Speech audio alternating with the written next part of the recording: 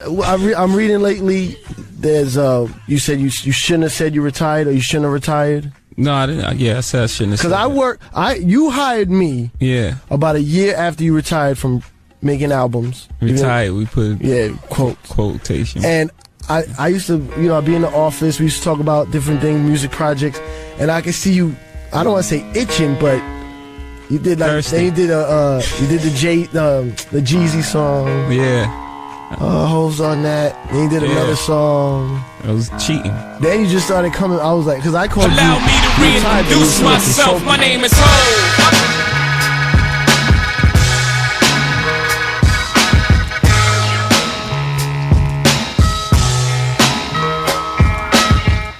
Jay-Z is one of, if not the most famous and successful rappers ever. Worth billions of dollars, half of music's most powerful couple, entrepreneur and entertainer, loved all over the world. The Black Album, in my opinion, is his best work. It also happens to be my favorite Jay-Z album.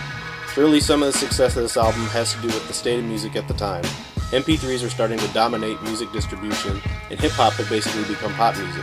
Names involved in making this album were a literal who's who of producers at the time, most of them very successful in their own right.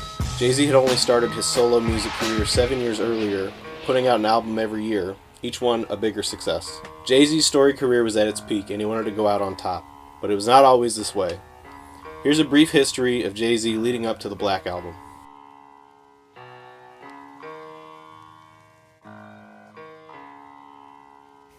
Jay-Z had humble beginnings growing up in the Marcy Projects in Brooklyn, New York City. His first love was music, but his first success was the hustle. He made a lot of money selling drugs, which he's been fairly open about being a means to an end. Go, Jay! Ooh, that's me true for all you people who wish to dance to a tune that's so precisely moving time after time. I'm moving. He was simultaneously a very talented musician who had the opportunity to work with people he knew with record deals such as Big Daddy Kane and Jaz-O. Ooh, nothing else to say. Coaching on yo MTV Raps Today. Yo.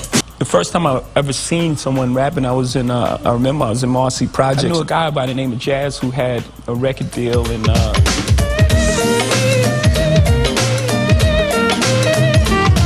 said my name is Jazz and she did amaze me when she said the rapper get me and my partner JC. Look to my partner Jay. Yeah, I saw it. Shrugged his shoulder, said, hey, I can't call it. He parlayed this notoriety into assembling a team to promote him as a solo artist and released his first album at the age of 26. I don't think there was one person that didn't think that Jay was the best rapper in the world. But I knew that something wasn't right about the things that I was doing. My conscience was alive. So I just decided to let that street life go and just really focus on music. He looked me in my eye. That nigga said, yo, I've been calling you all day to come to the studio. I'm trying to give you the opportunity to change this, to change your family life out there. This what you want? This what you want? You want to be in the crib with these thoughts in the hood? He was like, nigga, I'm trying to give you the opportunity to change everybody's life in this apartment right now. At that time, it was about going up against everybody, as far as, because it wasn't a situation of the Jay-Z of today. It was the who's he? It was like, who's that?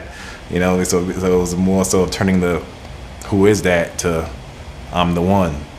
To be successful in the street or be successful making music, it would be making music. So let me treat it like that and give it my all. That team became Rockefeller Records, his own label, because no one would sign him. Reasonable Doubt was released on Rockefeller in 1996. The album reached number 23 on the Billboard 200. Well, I was spit that wonder rhymer shit. Me and my conglomerate shall remain anonymous. Caught up in the finest shit. Live out my dreams until my heart get vowed. And while we crave, you know exactly what this shit's about. This led to a distribution deal with Def Jam Records. With their support, he released his sophomore album, In My Lifetime Volume 1, produced by Sean Puffy Puff Diddy Daddy Combs. The album would outsell his first, gaining platinum status in the US.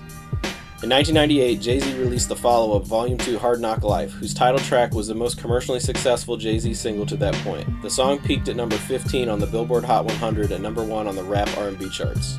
You know what I mean? I'm the people I'm that rebellious voice that was like, yo, pay attention to us and, we gonna wreak havoc, you know what I'm saying?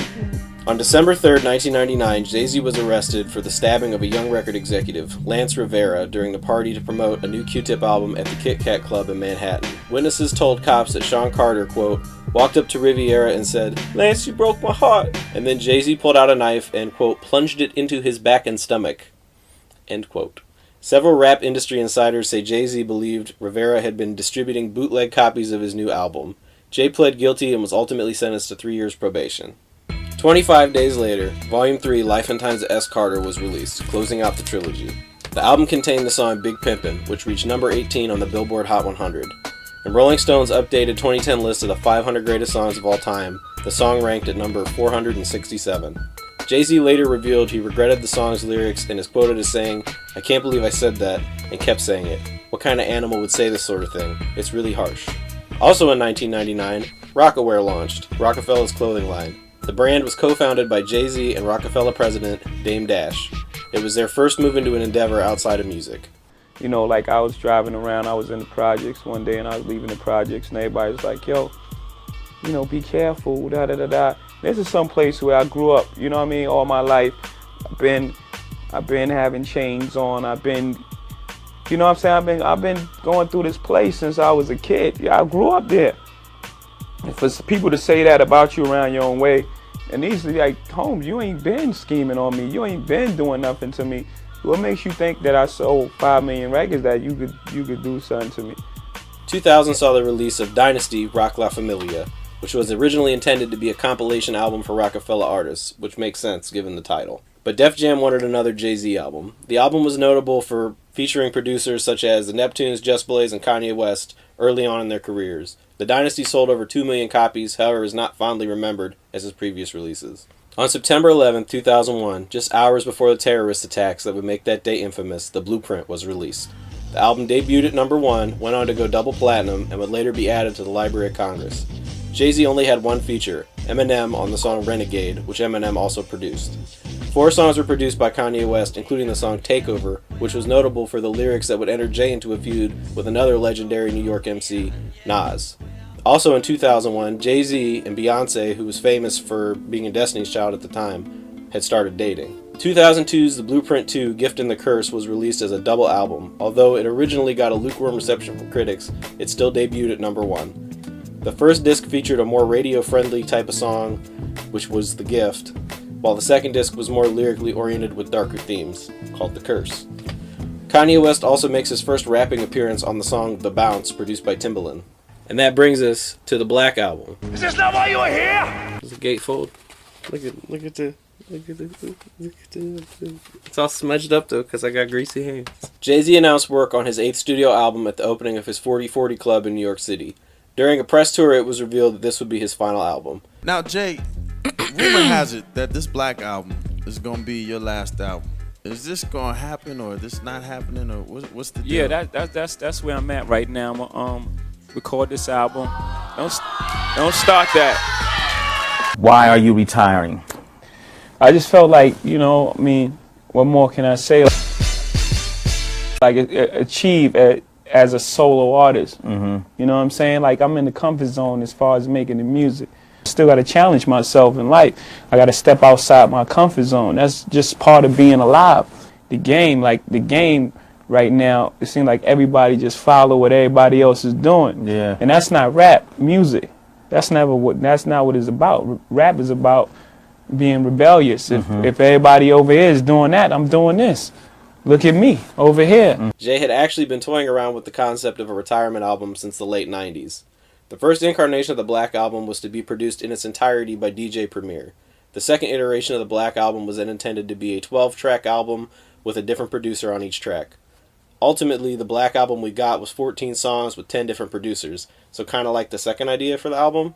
Now, anytime you're gonna make an album, especially if this is your last album, every single track has to be a statement. Like in your mind, you thinking, I have to make the perfect album. The producers Jay worked with on the Black Album includes the Buchanans, who produced What More Can I Say? Using a Philly Soul sample along with sound clips from the movie Gladiator, they were basically unknowns at the time of recording the song. It was their first ever production credit, which is a pretty impressive get for 2 unknowns who were self-taught producers. Right now I'm thinking like, You know, where's this going? What does this track say? You know, I look at music like a puzzle. Like I try to figure it out. You know, figure out what I'm gonna say on it. Figure out the emotion of the track, what it's saying. Then I go through my Rain Man.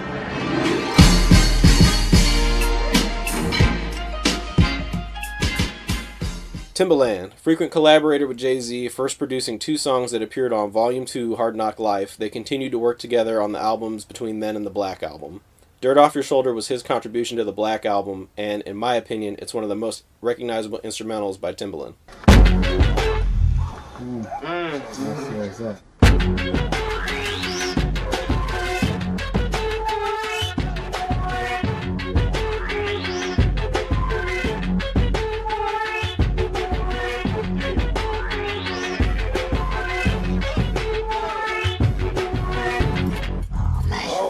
That's that. Rick Rubin, a true hip-hop OG. In 1983, Rubin co-founded Def Jam Records out of his NYU dorm alongside Russell Simmons. He had a hand in some of that era's most significant hip-hop albums, producing the Beastie Boys' License to Ill, LL Cool J's Radio, and Run DMC's Raising Hell. 99 Problems marks the only time that Jay and Rubin have ever collaborated, which became one of Jay's most successful and memorable singles. The first hip-hop track Rubin produced in about 15 years sounds pretty reminiscent of his earlier work, on Def Jam. Rick ain't normal, I don't give a fuck. I know all producers have their idiosyncrasies, meaning, quirks and some weird shit. But he's just strange by strange standards. While we was downstairs doing hardcore rap records and shit, upstairs he had a bunch of people having koala leaves and doing some type of Tibetan freedom concert planning. And when was the last time you seen a bison in a nigga's studio? Yes, I got 99 problems, but a bitch ain't one. Hit me! The hook was originally written by Ice-T 10 years prior, but will forever be associated with Jay.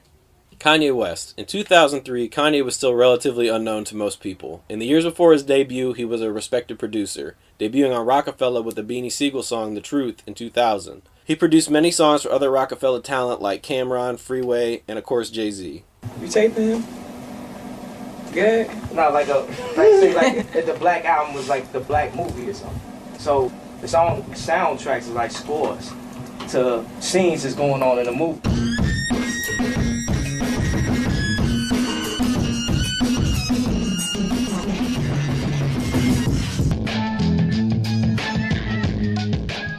One of the joys for me in the music business is watching a new artist develop into their own.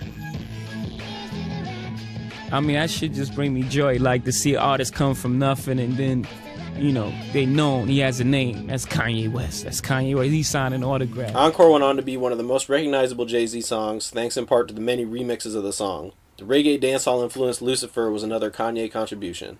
The Neptunes. Pharrell and Chad Hugo, both better known as members of the early 2000s hip-hop trio n.e.r.d., arguably the era's most recognizable and influential producers.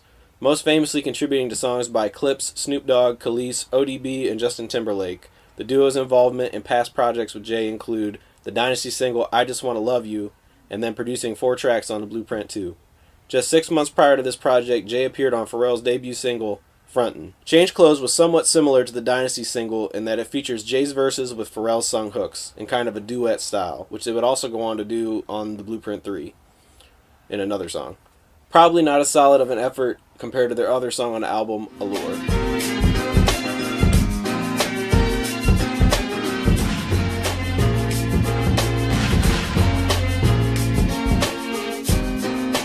Just like...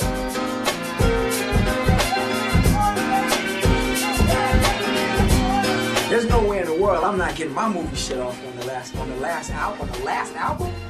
I never got a chance to do Dead Presidents or The World Is Yours. So I gotta get my story shit off. Just Blaze, who had a long working relationship with Jay, had produced a song called Looking at My S Dots. Looking at them S dots, it's about that time to do Michael Jordan numbers. The sneaker game is mine. I ain't made it for the ball court, I made him to shine. So you can score big when you're caught in the dime. Originally a track intended to be the second interlude on the Black Album. It was replaced by a public service announcement after Just Blaze had played the instrumental for Jay and he really wanted to put on the album. And I'm just sitting there like, what is about to happen? So I made the Psa Beat in the headphones. I made the beat in like 10 minutes. I'm like, nah, you gotta come in here. And I play it, and at first his reaction was just like,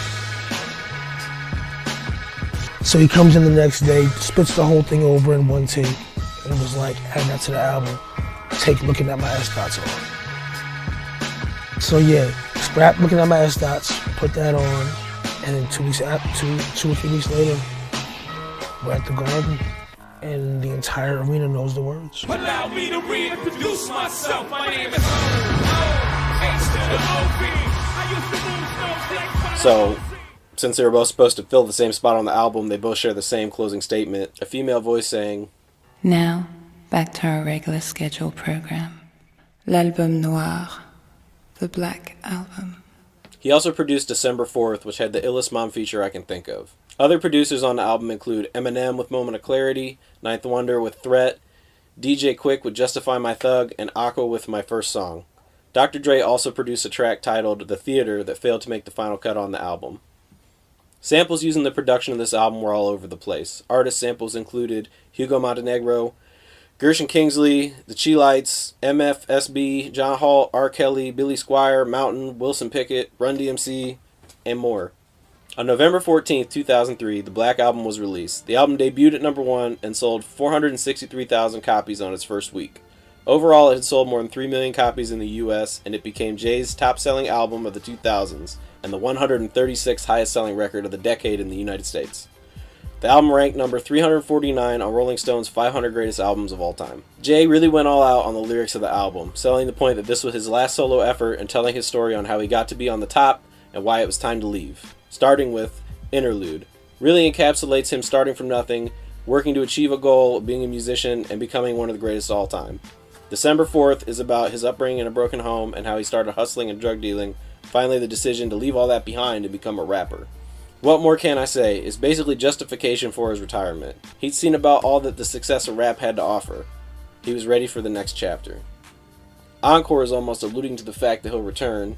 Change Clothes is kind of a lazy song lyrically. I'm almost 100% sure it's about his relationship with Beyonce. Is that like Rihanna and Beyonce combined into one? I feel like a lot of fellas would like that. Change Clothes is kind of a lazy song, but I'm almost 100% sure it's about his relationship with Beyonce and about him growing as a person. Dirt Off Your Shoulder is the album's strongest pop track, later referenced by a young presidential candidate Barack Obama, an ode to shaking off your haters. Threat. Jay-Z uses effortless flow to remind his foes who they're dealing with, a pure lyrical exercise that he hasn't taken on since the first Blueprint. Moment of Clarity. This is my favorite song on the album. People hate on Eminem as a producer, but I consider this song to be a classic. Jay-Z re-examines his life and legacy and how they've been shaped by the decisions he's made. Jay looks back on his career and his decision to dumb down for his audience to double his dollars. 99 Problems. Jay-Z spends each one of the verses outlining a potential problem, or a bitch, or critics and racist people. Just kinda, issues you run into. It's a solid track. I love it. Public Service Announcement is Jay-Z's mid-album reintroduction. Another solid track. Justify My Thug. Madonna was originally supposed to be features on the song, but apparently she couldn't make the deadline to get there. Lyrically, it's not my favorite, sort of atypical gangster stuff. Lucifer. Lyrically amazing, as it shows the internal conflict of Jay-Z trying to get his soul right by fighting the devils in his life. Allure. Allure is about how he's addicted to living the life of a hustler. My First Song. Inspired by the philosophy of Biggie Smalls, the importance of treating every song like it's your first you've ever recorded. Jay stresses the importance of staying hungry and focused and not taking anything for granted. Jay returns to his Reasonable Doubt era flow and talks about his second breakup, this time with the rap game, first time with the dope game. Honestly, a great ending track on a final album. On November 23rd, 2003, Jay-Z held a retirement party concert at Madison Square Garden in New York City, which would go on to be released as the film Fade to Black. All proceeds for the film went to charity. Presenting the one, the only, undisputed, undefeated heavyweight champion of the world of hip-hop, he is Jay-Z!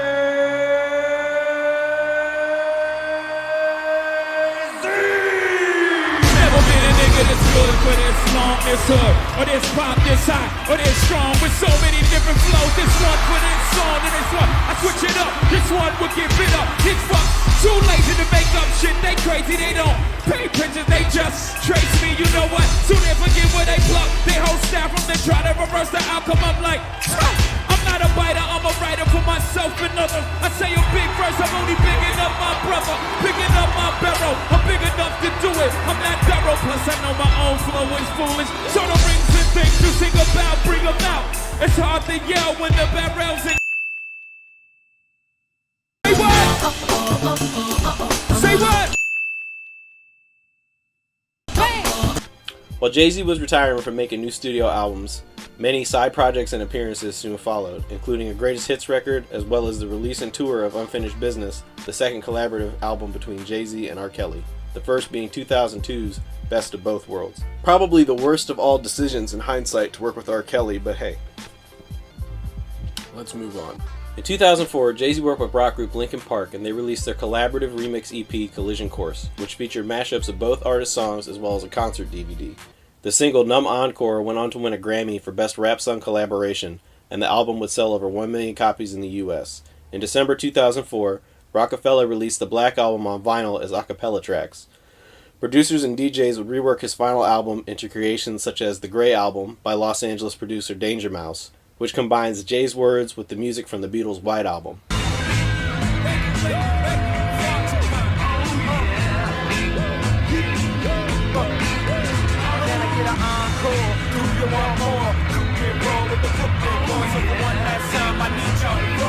Numb Encore was performed with Linkin Park live at the Grammys with a special appearance by Paul McCartney, who added verses from the song Yesterday. I came, I saw, I conquered. Record sales, sold out concerts. So everybody, if you want this encore, I need you to scream till your lungs get sore. Yours truly. All my troubles seem so far away. Now it looks as though they're here to stay. Oh, I believe in yesterday. Suddenly, I'm not half the man I used to be. There's a shadow hanging over me. That's right. Our yesterday came suddenly. Take them uptown. Why she had to go, I don't know. She wouldn't say. I said something wrong. Now I long for yesterday. Yes. Just showing how successful the collaborative and remix works had been. Jay-Z planned to retire in 2004. On December 8, 2004, Jay was named president of Def Jam Records, leading to the dissolution of Rockefeller Records and a falling out between Jay and his longtime business partner, Dame Dash. If there was ever a moment when Jay could have truly given up the rap game and became a full-time businessman, this was it. Jay's retirement was a productive one. In 2005, the Black Album was nominated for a Grammy Award for the Best Rap Album, losing to Kanye West's College Dropout. On October 27, 2005, Jay-Z headlined Powerhouse, New York radio station Power 105's annual concert. The most significant development in the show was the closure of the infamous hip-hop rivalry between Jay-Z and Nas. The two former rivals shook hands and shared the stage together to perform Jay-Z's Dead Presidents, blended with Nas' song The World Is Yours. And of course after that, Jay-Z faded into obscurity. Until 2006. Jay's official comeback studio album was called Kingdom Come, coming just 3 years after the Black Album. Jay may never have had a more controversial album. Several Def Jam artists were unhappy at Jay's decision to resume his career instead of working for them. The album was released in November 2006, and in my opinion, it's his least memorable effort. A year later, American Gangster was released at number 1, and had the greatest success since the Black Album. Jay-Z stepped down as the president of Def Jam soon after. Jay the artist was back in full force, and his next album would secure his place as a legendary hitmaker. In 2008, Jay and Beyonce were married. With the release of The Blueprint 3 in September 2007, Jay-Z surpassed Elvis Presley as a solo artist with the most number 1 albums on the Billboard 200. Jay-Z has earned 14 number 1s on the Billboard 200 albums chart, extending his existing record as the solo artist with the most leaders in the 61-year history of the tally. In 2011, he reunited with Kanye for a full album called Watch the Throne. The album debuted at number 1 on the Billboard 200, selling 436,000 copies in the first week, and it reached the top 10 in 11 other countries. 2012 saw Jay and Beyonce welcome their first child, a daughter named Blue Ivy Carter. During the 5th game of the NBA Finals in 2013, Jay announced his 12th studio album, Magna Carta Holy Grail, and was released on July 4th, 2013. The album debuted at number 1 on the Billboard chart and sold 528,000 copies in its first week. I got this album for free with my Samsung phone at the time. People complained that the deal inflated sales numbers of the album, but the practice wasn't unheard of at the time. Jay-Z made his biggest business move of the last decade when he bought the Tidal streaming service from his Swedish parent company in 2015 for $56 million, also gaining a 33% share in Sprint, which he would later sell for $600 million, making him rap's first billionaire. In 2017, Jay and Beyonce became parents once again, to twins this time, a boy named Sir Carter and a daughter named Rumi Carter. Later that same year, 444 was released through Rock Nation and Universal Music. As an exclusive to Sprint and Tidal customers, this was the first in a planned series of music exclusives from the Sprint-Tidal partnership. On June 16, 2018, Jay-Z and Beyonce, while touring at their final London performance, the pair unveiled their new joint studio album as The Carters, called Everything Is Love. He is a 2021 nominee for the 36th Annual Rock and Roll Hall of Fame induction. Jay-Z has continued on post-retirement to be one of the biggest acts in history. Throughout his career, we've really seen an American success story. The Black Album, I think, really encapsulates his story as just a kid with a dream, and he worked hard to achieve it. He's made some mistakes and grown as a person throughout his tenure in the public eye. Honestly, he seems like a pretty genuine guy too. Proud husband and father, who also happens to be one of the greatest MCs to ever pick up a microphone. Jay's been an inspiration to many artists after him, worked with many producers early in their careers, and helped countless musicians get to where they are. The Black Album was a fitting final album, but ultimately, I'm glad he didn't stay retired. His consistent output over the years continues to give us memorable songs. And that was my look back at Jay-Z's The Black Album. Thanks for watching. No sé qué tiene tu mirar, que aún sin querer me hace soñar